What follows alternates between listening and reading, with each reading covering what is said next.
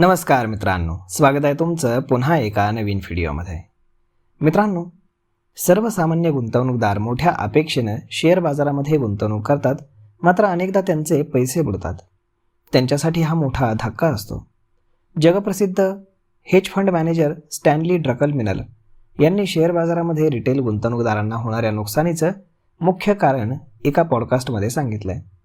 ते म्हणाले की बहुतेक रिटेल गुंतवणूकदार आजच्या बातम्या आणि निकालांवरती आधारित गुंतवणूक करतात, ज्यामुळे त्यांचं मोठं नुकसान होतं.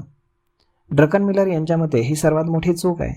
त्यांच्या मते गुंतवणूकदार वर्तमान काळावरती लक्ष केंद्रित करतो, तर बाजार हा भविष्याच्या अपेक्षांवरती चालतो.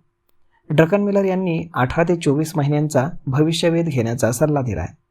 जेव्हा एखाद्या क्षेत्रामध्ये निराशा असते, कंपन्या तोटा दाखवतात, तेव्हा सामान्य गुंतवणूकदार घाबरून पैसे काढून घेतो. ही त्याची सर्वात मोठी चूक ठरते. या निराशाजनक काळातच भविष्यातील मल्टीबॅगर शेअर्स जन्माला येतात. कमकुवत कंपन्या बाहेर पडल्यानं पुरवठा कमी होतो आणि मागणी परत आल्यावरती उरलेल्या कंपन्यांचा नफा हा वेगानं वाढतो. दूरदृष्टी असलेले गुंतवणूकदार याच बदलावरती गुंतवणूक करतात. ड्रकनमिलर यांनी हॉकी खेळाचं उदाहरण देत शेअर बाजारातील गुंतवणुकीचा फॉर्म्युला सांगितला आहे. महान हॉकी खेळाडू तो नसतो जो चेंडू सध्या जिथे आहे तिथे उभा राहतो, तर तो असतो जो चेंडू काही सेकंदात कुठल्या दिशेनं जाणार आहे याचा अंदाज घेतो. आणि शेअर बाजारातही हाच फॉर्म्युला काम करतो. यश मिळवण्यासाठी स्वतःला तुम्हाला विचारावं लागतं की आजपासून 18 ते 24 महिन्यांनंतर जग कसं असेल.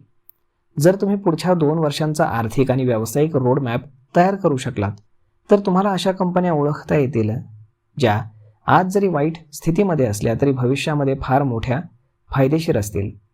शेअर बाजारामध्ये भविष्याला वर्तमानामध्ये तो डिस्काउंट करत असतो. ज्यानं आजची परिस्थिती पाहून भीती बाळगली त्याचे पैसे बुडाले, आणि ज्यानं भविष्य वाचलं त्यानंच आजपर्यंत इतिहास रचलेला आहे. हीच शेअर बाजाराची आजपर्यंतची स्थिती आहे.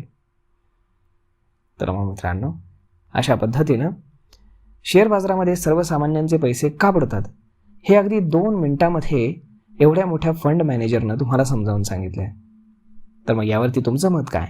तुम्ही या चुका केलेल्या आहेत का? आणि केल्या असतील तर कधी सुधारणार हे तुम्ही आम्हाला कमेंट करून नक्कीच सांगा. आणि जर हा व्हिडिओ तुम्हाला आवडला असेल तर आपल्या जवळच्या मित्रमंडळींसोबत देखील हा व्हिडिओ तुम्ही शेअर करायला विसरू नका. धन्यवाद.